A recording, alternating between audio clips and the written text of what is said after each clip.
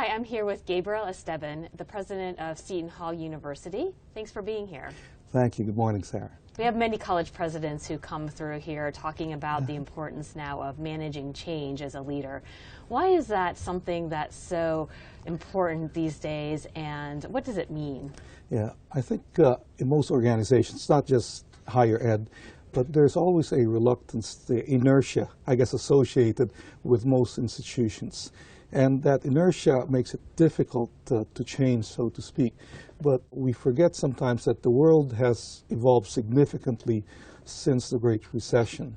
In higher ed, especially if you look at our region, the Northeast, for example, not only are you dealing with the aftermaths of the economic recession, which I think impacted a lot of middle-class families, but you're also seeing some significant demographic shifts which have been well chronicled.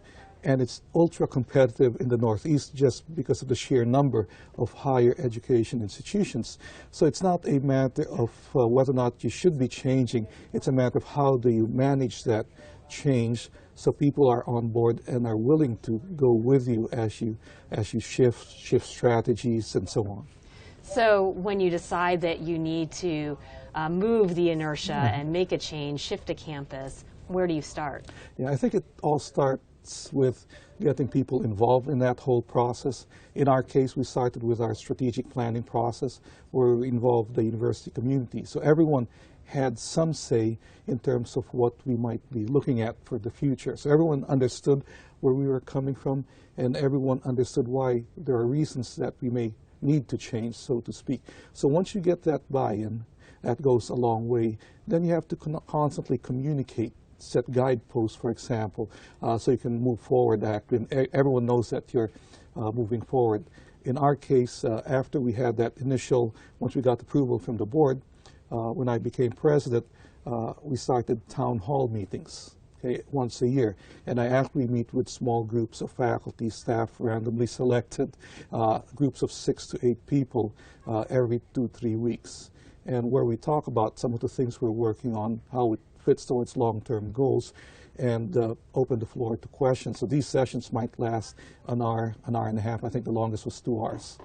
And I really don't know what questions are going to come up. And our town hall meetings also involve allowing people to ask questions. So people feel involved in that whole process, and that helps smooth things as you implement the changes.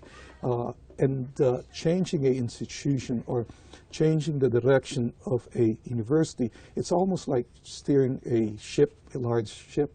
But once you move it in a certain direction, it makes it easier to move it forward. Let's talk about enrollment. That's one big area that you've been trying to make some changes in. How does it play out on that front? Yeah. One of the things, when I was asked to take over enrollment management as provost in 2009, one of the first things we did was we looked at the profile of student we were attracting to Seton Hall. And we realized that in the quest to become a stronger academic institution, the focus had been so much on the average SAT, among other things, and so on. But if you look at it from a pedagogical standpoint, what you really wanted to do was look at your core, the middle student, so to speak, then try and move that slightly forward, so to speak. So our strategies start to look at what types of students are in our core population, and how do we attract them, how do we retain, and so on.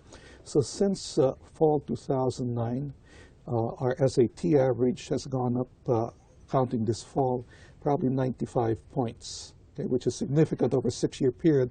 And 5 of the largest classes we've had since 1982 have happened in the last 6 years. So this fall, we're projecting our undergrad population to be up close to 15% over fall 2009, which is unusual in the environment we're competing in, so to speak.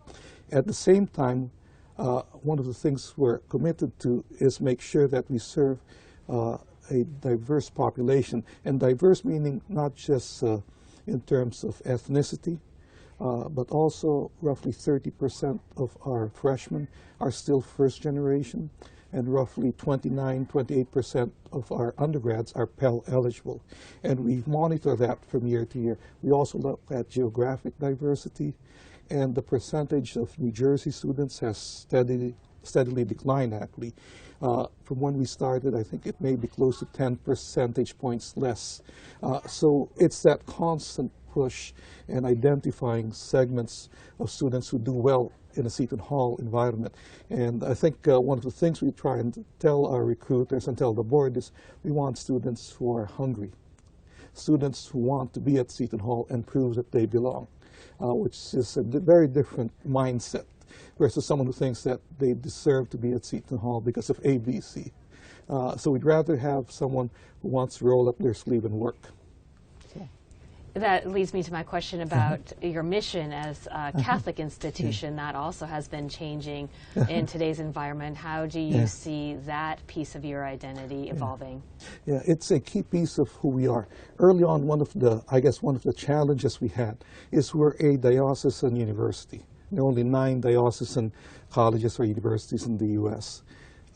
And what's a diocesan university was the obvious question. And if you're not Catholic, that's a difficult, I mean, it's not a typical question you get to ask. It's not like you're a Jesuit institution or you're a LaSalle, you're affiliated with one of the religious orders.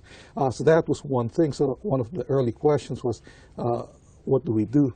Do we downplay the Catholic? But our mission statement is clear. So you always go back to the mission. Very first line, it says Seton Hall is a major Catholic university. Okay? So that started to drive a lot of the things who we are. So we started to look at things which stress our Catholic mission and our identity. So we started the first, and I think it's still the only Department of Catholic Studies on the East Coast, and we receive a apostolic blessing from St. Francis. I think we were the first, probably the only one which received such a blessing. We also started some traditions, like now we have a tree lighting ceremony, which draws about 2,000 students, alumni, and just visitors to campus every year. So we started to emphasize that. At the same time, what's interesting is we have quite a few students of diverse religious beliefs.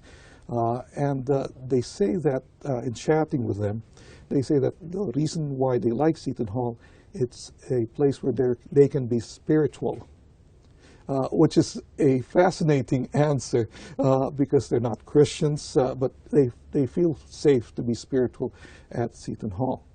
So that's important to us. So being a Catholic institution, I think making a commitment to that has strengthened who we are, because when we recruit, people know coming in, this is who we are, these are the values which we value, and so on.